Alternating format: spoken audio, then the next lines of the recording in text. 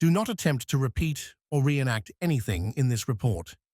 This video is strictly for education and entertainment purposes and does not mix with cliff climbing.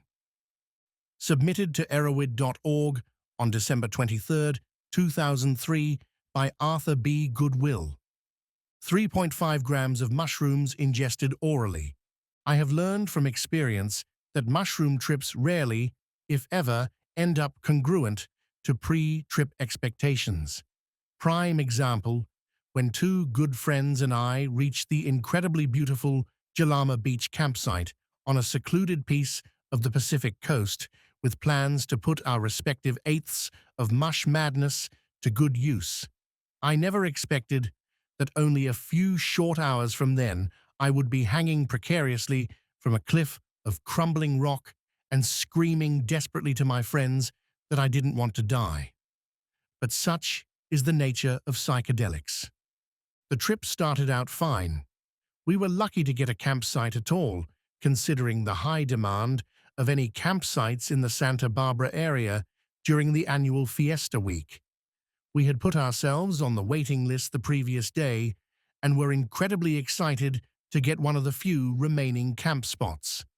We set up our tent and had good music ready for our post-mush return. A single backpack full of essentials was all that was brought with us on our trip. It contained peanut butter, a spoon, pipe case, metal joint-holding tin, a lighter, the mushrooms, of course, and my friend Matt's 1969 steel Nikon camera. We made our way down the beach and did not hesitate to break into the shrooms. Right before our intake, Matt expressed fear about what we were going to do, hinting at his uncertainty about this shroom trip, recalling past trips where he had gotten especially negative and had almost reached a snapping point. We reassured him and vowed that this was going to be nothing but positive energy. A secluded spot behind a jutting cliff of rock concealed our illegal activities, namely eating our eighths with peanut butter and lighting up our last remaining, and therefore appropriately fatty, road trip joint. We vowed to not bring any time-telling devices, wanting the experience to stand as it was, free of the worry and constraints of time. After the J was finished, we began running up the waterline of the beach, reveling in pre-trip expectation and excitement. After a while, I realized that I couldn't feel my legs as they pounded into the soft sand of the beautiful beach. We slowed down a little as the shrooms really started to take effect, antsy excitement replaced with dawning reverence and amazement. A swim seemed prudent, so I stripped down to my boxers. My other friends, using appropriate foresight, had been wearing swim-compatible shorts, and we made our way into the shallow waves. Matt and I elected to go deeper than Seth was willing to, and we ended up in near-shore breaking waves that completely engulfed us. Time in the water was floating in perpetual ecstasy, lulled by the gentle swell of the waves, and sometimes, when we ventured further out, the violent crash of a breaking wave. Back to dry land, trying our towelless best to dry off.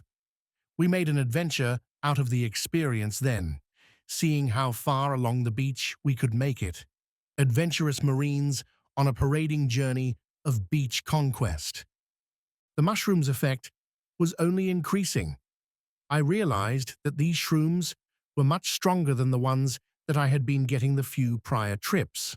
I was amazed by the beauty of the scenery, sun shimmering on the water, beautiful beach and cliff, running along the water for as far as I could see. I kept gesticulating, in all-encompassing sweeps of the arm, at the beauty that was almost too much for me. Look at that sky. Can you believe that goddamn sky? How can we possibly deserve that? I asked several times. Eventually, I felt I needed to just lie in the sand and lose it like I have only lost it once before. It was time to shirk language and constructive conscious thought to revel in my mad mindset and explore the maniacal realm of ego loss. Unfortunately, this is exactly the time that Seth decided he needed to climb a cliff. He explained to Matt and me that he wanted to be above it, above all of this beauty. I have to explain to readers that I'm pretty damn scared of heights and a shitty climber to boot, so this didn't seem like a very good idea to me. Matt laughed at Seth's idea, then began outlining various scenarios in which someone attempting to climb the cliff would plummet to the jagged rocks below and bash out their brains on them. So I wasn't exactly reassured when Seth urged us to come with him, and Matt agreed. I, of course, had to follow, not wanting to be, 1, left deserted on the beach with no one else, and 2, some sort of group pariah, too scared to commit to a group challenge and risk. Seth's stick-like figure scampered easily up the first part of the cliff face with no real difficulty, making it to the first plateau. Matt, too, was a good climber, and I followed his quick pace up the cliff, not really thinking about what I was doing. It wasn't until I came to a nearly vertical part of the climb that I managed to realize what the hell I was doing and exactly how high up I was. I was shaken, but continued to climb until a large chunk of rock came off in one of my hands. This scared me incredibly, and I realized that the rock I was climbing was not stable, was damn far from it, in fact. "Matt," I called out, "I can't climb anymore, man. This fucking rock is coming off on me." Matt tried to reassure me, to talk me through the climb, but the fact was, I couldn't do it. I could vividly see my death, and Matt's words of brain-bashing kept ringing through my head. I could imagine headlines and newspapers explaining how a bunch of crazy, tweaked-out kids thought how fun it would be to climb rocks and stupidly plummeted to their deaths. I felt like a weak, lame loser with no heart to overcome my fears. This plus Matt's positive verbal walkthrough of the climb helped me to muster the courage to, step by step, pull by pull, make my way to the plateau. By then, Seth had already reached the top. We continued to climb again, this time Matt spotting me in case I had any trouble. The last 10 feet of the climb were the worst for me. I was covered in dirt and dust that had cascaded down the rock, temporarily blinding me. A large piece of rock came off in my hand, and Matt had to steady me, or I would have fallen. Dirt and mud had assailed me, worms crawling around in the stuff hitting my face and getting in my mouth. Finally, I made it to the top, to blessed stable, horizontal ground. Now, it was Matt's turn to make the final climb, and I could imagine his death just as vividly as mine. However, he made it up rather easily with my help, and we 3 stood triumphant on top of the cliff that we had conquered. How joyous it was! I was a dirty, disgusting-looking disheveled mess, but I felt so damn good about the climb and overcoming my fear that I just didn't give a damn. We walked along the cliff, back towards the campsite, enjoying the view and freedom of our elevated height.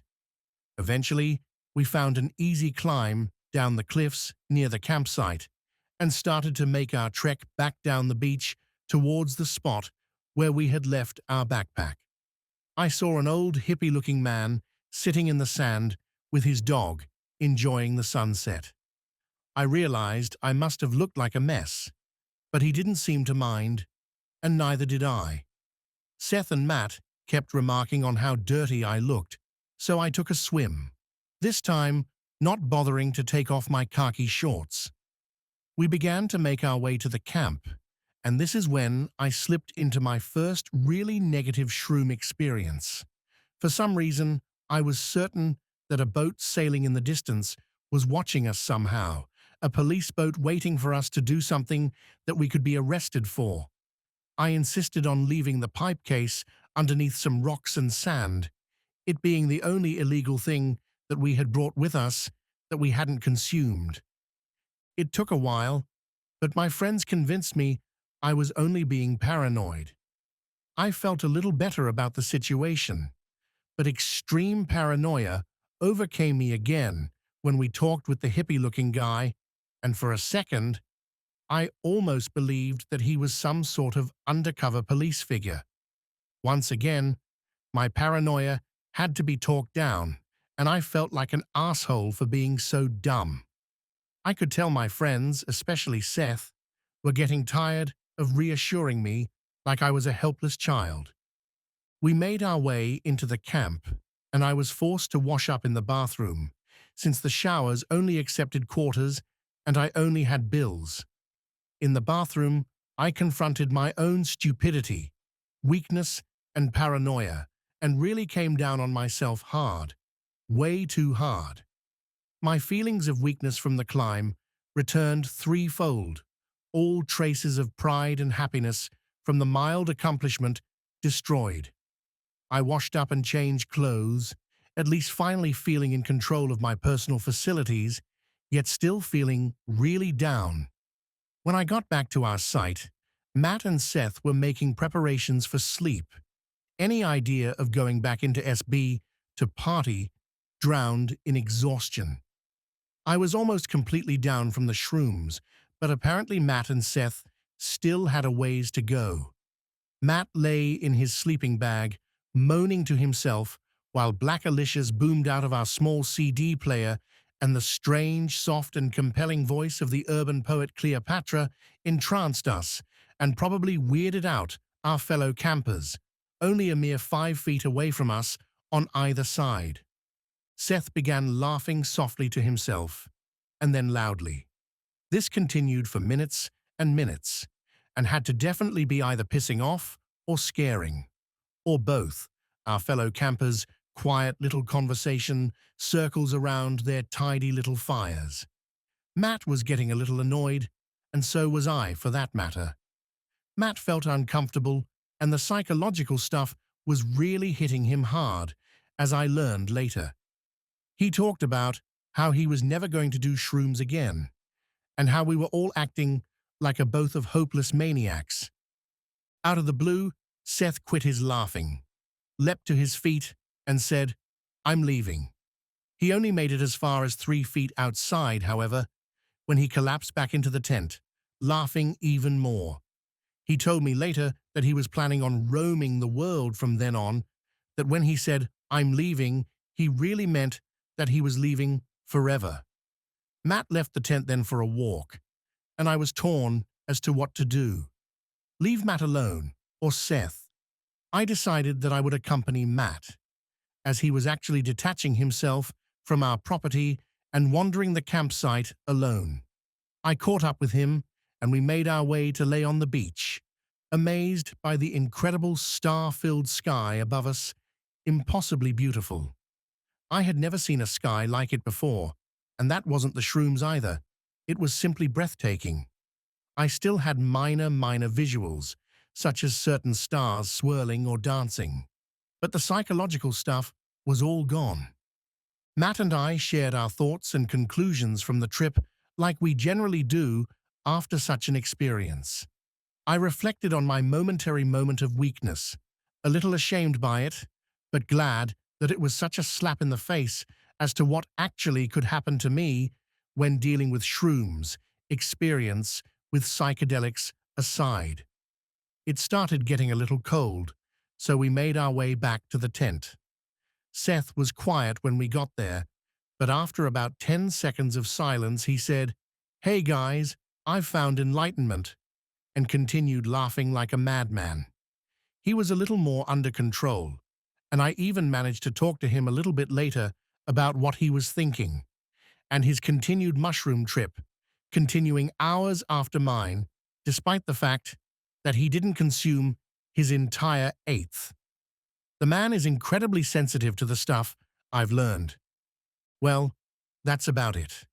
I drifted off to sleep content with my experience, knowing I learned a valuable lesson of my own fragile psyche, but disappointed that my untimely paranoia interfered with what otherwise would have been a great time. This lesson helped me 6 days later, when I took the plunge with 5 grams of the stuff. What utter great madness! Thank you for tuning in to this report. If you enjoyed what you listened to, feel free to like the video or subscribe to keep up to date and in the community.